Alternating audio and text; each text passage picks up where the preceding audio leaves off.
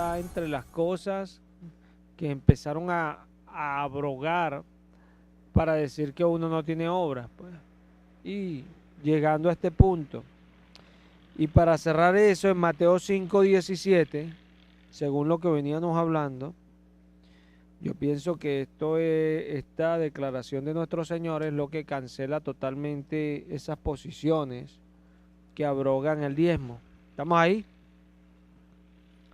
Aquí en Mateo 5:17 dice la palabra del Señor de la siguiente manera: no penséis que he venido para abrogar la ley o los profetas, no he venido para abrogar, sino para cumplir. Amén. Entonces Jesús dejaba claro que Él era el cumplimiento de esa ley. Amén. Y Él permanece para siempre. O sea que la ley no va a pasar hasta que pase el cielo y la tierra. No va a pasar la ley permanece. Por eso Él dice que pasará el cielo y la tierra, pero ni una tilde de esta ley se frustrará, porque está vigente, pues. Entonces, vamos a Mateo 19:17, para que veamos también acá con el joven rico.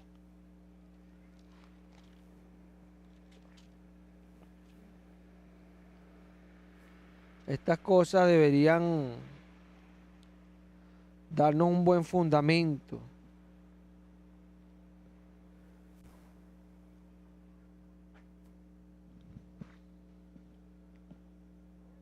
Vamos a leerlo, pues Mateo 19:17.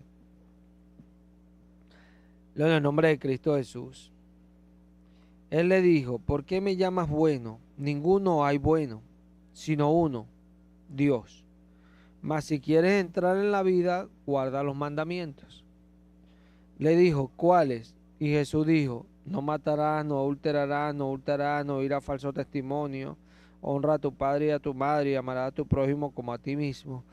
El joven le dijo: todo esto lo he guardado desde mi juventud, ¿qué más me falta? Jesús le dijo: si quieres ser perfecto, anda, vende lo que tienes y dalo a los pobres, y tendrás tesoro en el cielo, y ven y sígueme. Oyendo el joven esta palabra, se fue triste, porque tenía muchas posesiones. Entonces vemos que Jesús le dice al joven que si quería entrar en la vida tenía que guardar los mandamientos. Amén. Obras, obras. Jesús le dijo: necesitas obra. Pero hay algo acá que él le dice que él tenía obra desde su juventud. Pues le dice: yo guardo todo esto de mi juventud. ¿Qué más me falta? Jesús le dijo: si quieres ser perfecto, o sea, quieres perfeccionar tus obras, anda y vende todo lo que tienes y dáselo a los pobres, y tendrás tesoro en el cielo, y ven y sígueme. O sea, no es una sola cosa lo que tiene que hacer. Tiene que ir, dejar todo lo de este mundo y seguir a Jesús.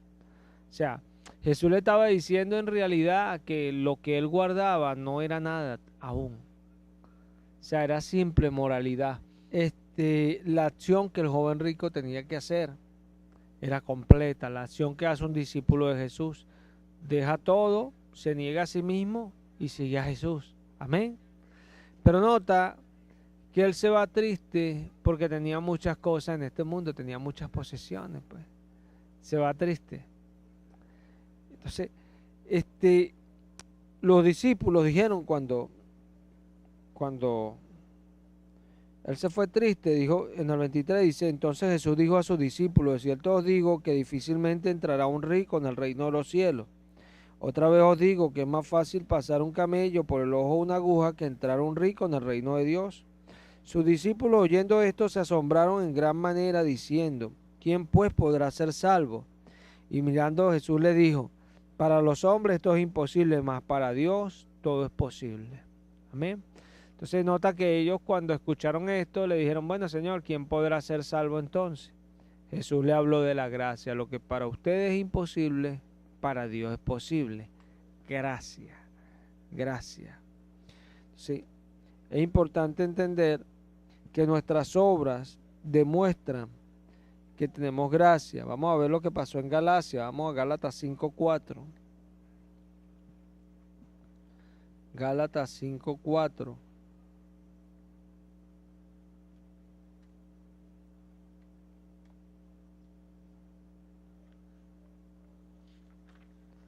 Gálatas 5:4. ¿Estamos allí? De Cristo os desligaste, los que por la ley os justificáis, de la gracia habéis caído. Pues nosotros por el Espíritu aguardamos por fe la esperanza de la justicia, porque en Cristo Jesús ni la circuncisión vale algo ni la incircuncisión, sino la fe que obra por el amor. Nota que Pablo dice acá, de Cristo os desligaste, lo que por la ley os justificáis, de la gracia habéis caído.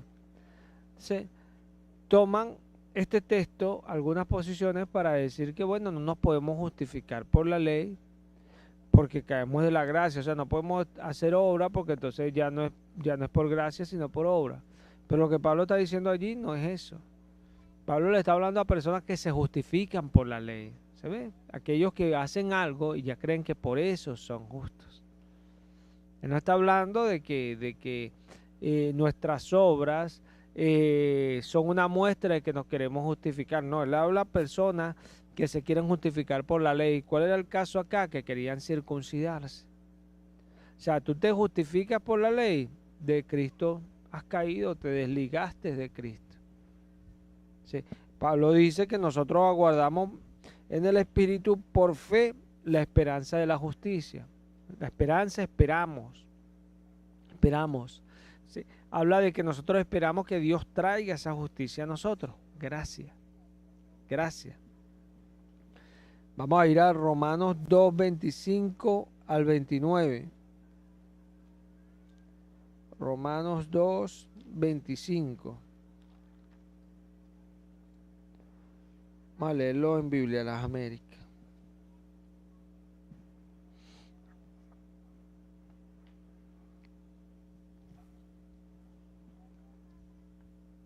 ¿Estamos allí?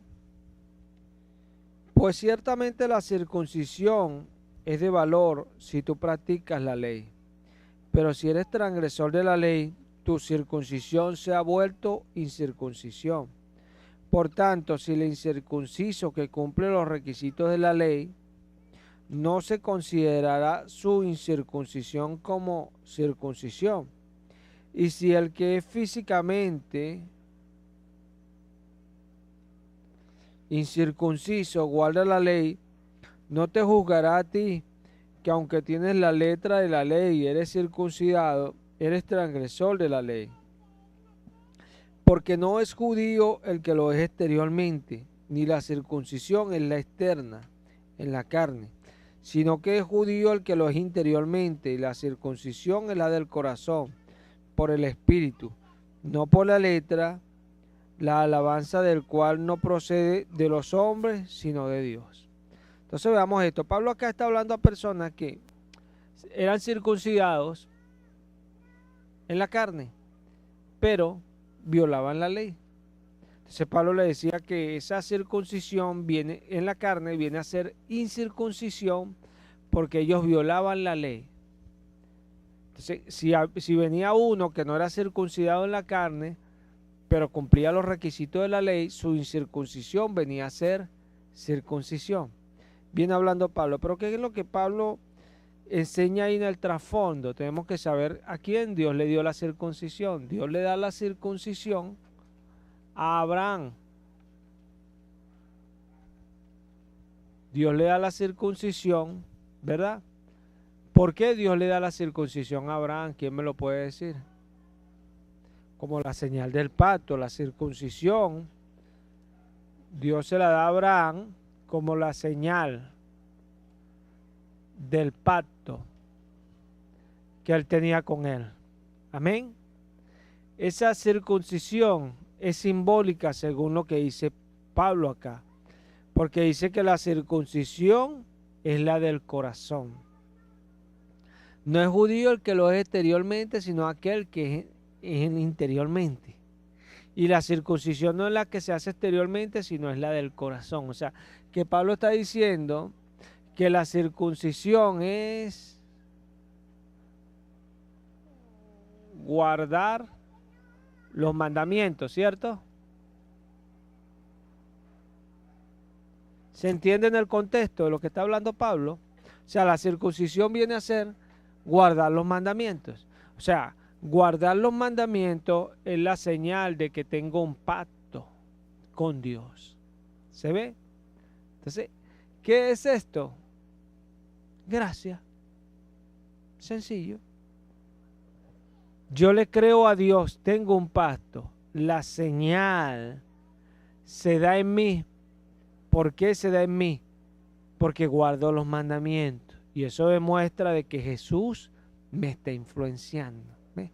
Me está llevando, como dice Pablo, de gloria en gloria. Poco a poco me va metiendo en el carril, me va metiendo hasta que le dijo el Señor a Abraham, Abraham, ahora sé perfecto y anda delante de mí. ¿Se ve? Son situaciones que tienen que venir porque sí. ¿Sí? Vemos que estos versos que nos hablan de guardar la ley siempre conducen es a la gracia. O sea, Pablo con esta revelación que Dios le dio nos permite hoy a nosotros dar esta enseñanza y que se vea claramente que es la gracia de lo que hablaba el apóstol Pablo. Vamos a esta parte, pues. No convertir la gracia en libertinaje. No convertir la gracia en libertinaje para justificar pecar. ¿Se ve? Y esto lo hacen muchos. Si vamos a Judas 1:4, tenemos un texto cuando Judas escribe claramente sobre estas cosas.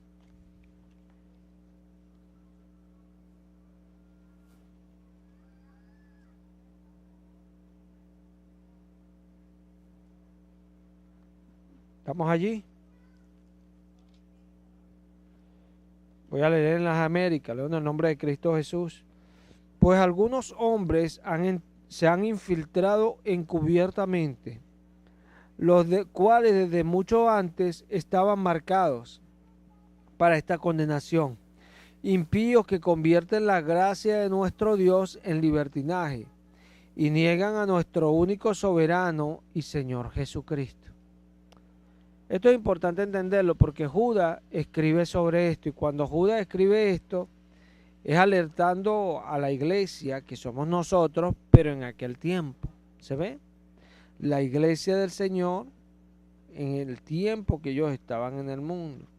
Entonces, él los alerta diciéndole que habían personas dentro de la iglesia, pero con su actitud se veía que no eran de nosotros, sino que habían sido marcados desde hace tiempo por el Señor.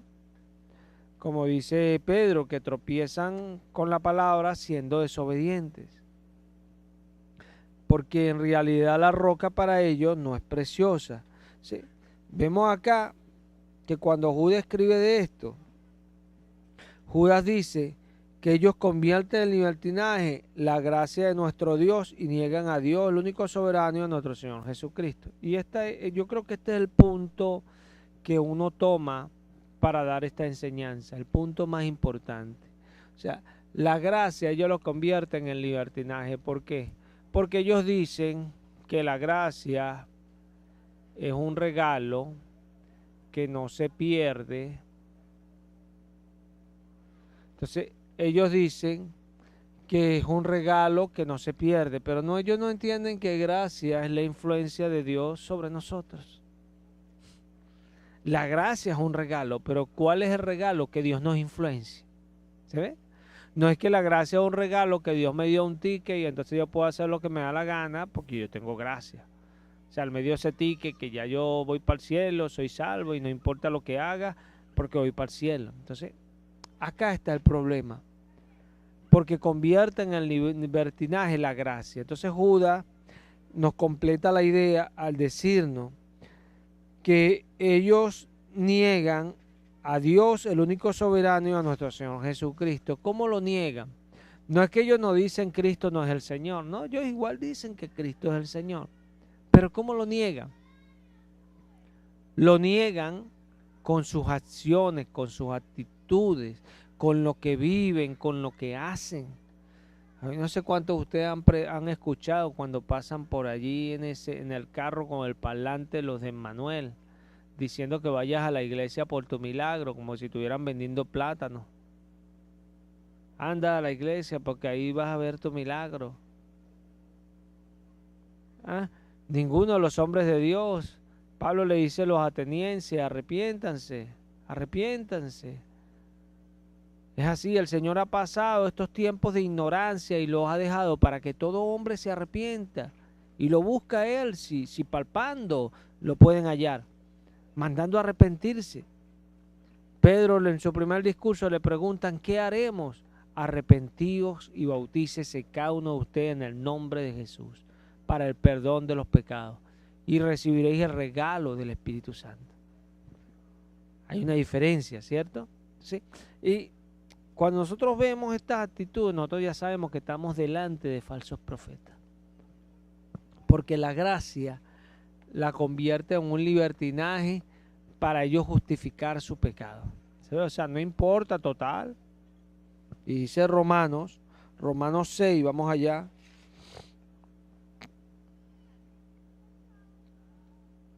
Romanos 6. Gracias al Señor porque es bueno y es maravilloso. Hoy terminamos con este tema. Próximamente viene el bautismo. Estamos allí en Romanos 6. En el nombre de Cristo Jesús. ¿Qué diremos entonces? ¿Continuaremos en pecado para que la gracia abunde? De ningún modo. Nosotros que hemos muerto al pecado, ¿cómo viviremos aún en él? ¿O no sabéis que todos los que hemos sido bautizados en Cristo Jesús hemos sido bautizados en su muerte? Por tanto, hemos sido sepultados con él por medio del bautismo para muerte, a fin de que como Cristo resucitó de entre los muertos por la gracia, por la gloria del Padre, así también nosotros andemos en novedad de vida. Amén. Aquí Pablo dice que nosotros continuaremos pecando de ningún modo, porque ya hemos muerto al pecado. Sí. Como Cristo resucitó de los muertos, nosotros andemos en novedad de vida. Él dice que simbólicamente nosotros fuimos sepultados en el bautismo. Y cuando Pablo habla de esto, Pablo habla que nosotros tenemos que comprender que el hecho que Jesús hizo en la cruz es para que nosotros entendamos que por fe eso ha de suceder en nosotros. O sea, nosotros morimos cuando confesamos al Señor por fe. Amén. Ahora Cristo va a traer esa circuncisión. No la circuncisión hecha en la carne, sino en el corazón. No una circuncisión que viene en un día, viene en un proceso. ¿Se ve? Y es lo que va a hacer que nosotros andemos en novedad de vida. O sea, no podemos nosotros entender, hermano, que nosotros cuando conocimos a Cristo vamos a andar en las mismas cosas del mundo. Imposible. Las cosas viejas pasaron, aquí todas son hechas nuevas. ¿Qué es lo que le cuesta a una persona para acercarse a Cristo? Dejar las cosas del mundo. Eso no es. El mundo le es muy atractivo. ¿Cuántas veces no escuchamos comentarios de personas que dicen, ay, pero yo tengo que dejar esto, ay, pero yo tengo que dejar esto? Yo me acuerdo de una persona que yo le tengo mucho aprecio y la quiero mucho, de allá de Guatire, que ella no se bautizaba porque no podía dejar de vender cerveza. Impresionante. Y después ni la cerveza ni nada. Dios le cortó eso. Tremendo. Tengo años que no la veo, no sé qué será de su vida, pero es tremendo porque el mundo es lo que le impide a muchos en realidad ir a Cristo. Es el mundo. ¿Sí? Aquí Pablo está diciendo que nosotros morimos No podemos nosotros andar en las mismas cosas que andábamos antes. No. No podemos vivir en esas cosas de antes. ¿Por qué? Porque nosotros morimos con Cristo. Morimos con Cristo. Y cuando Pablo habla en muchos textos, Pablo se refiere a nuestra vida nueva en Cristo, sentado en los lugares celestiales con Cristo. Todo es en Cristo, ¿cierto? Porque ya lo que éramos antes ya no lo somos. Hay algunos que todavía están luchando con esas cosas, en entender que, bueno, tienen que dejar eso porque no pueden avanzar. Si seguimos arrastrando cosas del pasado, la gracia no se puede manifestar claramente en nuestra vida. Y la gracia es la única que nos puede llevar a las cosas santas y a vivir una vida óptima de fe. Es la gracia. Porque es la gracia la que el Señor le está diciendo a Pablo que le bastara su gracia. ¿Se ve? Porque la gracia era lo que lo iba a llevar a él a comprender que Jesús quiso salvarlo. Quiso salvarlo. Y que por esa fe era que iba a obtener toda esa circuncisión, toda esa vida íntegra delante del Señor, toda esa santificación por la gracia. ¿Sí? Cuando vemos nosotros esto acá, podemos entender claramente que si nosotros seguimos en las cosas de antes y queremos estar con Dios, ¿sabes qué estamos haciendo? Estamos convirtiendo la gracia que Dios nos ha dado en libertinaje, pensando que Él nos va a influenciar y no somos templo de Él. No, dice 2 Corintios 6, Pablo escribe en esa epístola, salid de en medio de ellos y yo os recibiré. Salid de en medio de ellos y yo los recibiré. Porque Dios no nos va a influenciar, hermano, si nosotros no salimos del mundo.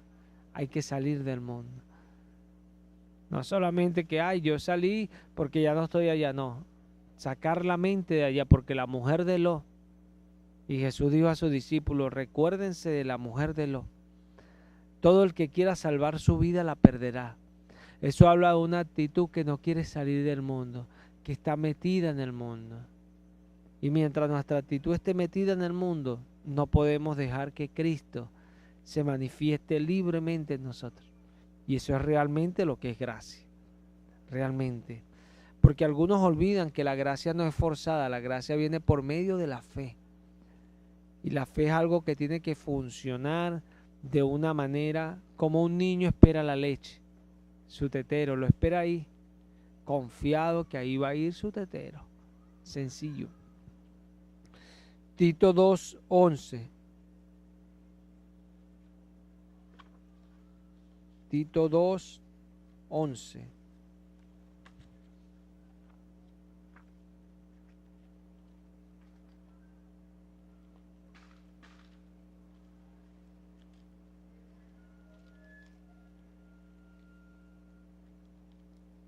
¿Estamos allí?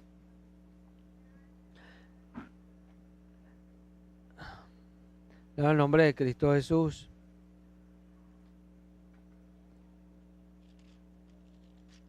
Está en Timoteo.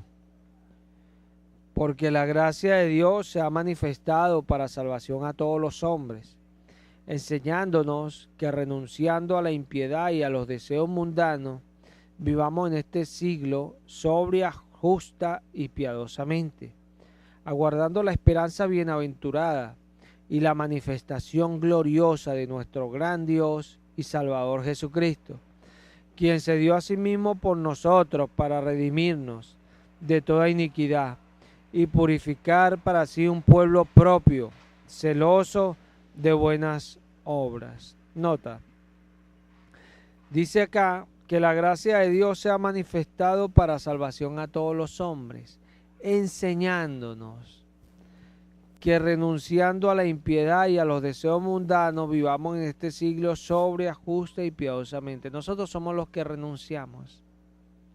¿Qué es renunciar a algo? Decir, ya esto no, Señor. Renuncio a esto. Trabajaba aquí, no, ya no quiero trabajar más acá. Meto mi carta de renuncia, me voy. Eso es renunciar, ¿cierto? Sí. renunciando. Tenemos que renunciar a las cosas de esta vida para poder obtener las de Cristo. ¿Quieres gracia? Tienes que renunciar a las cosas de esta vida. Si no, la gracia no viene. La gracia viene cuando renunciamos. Salid de en medio de ellos. Renuncie. Sal de allí. Amén.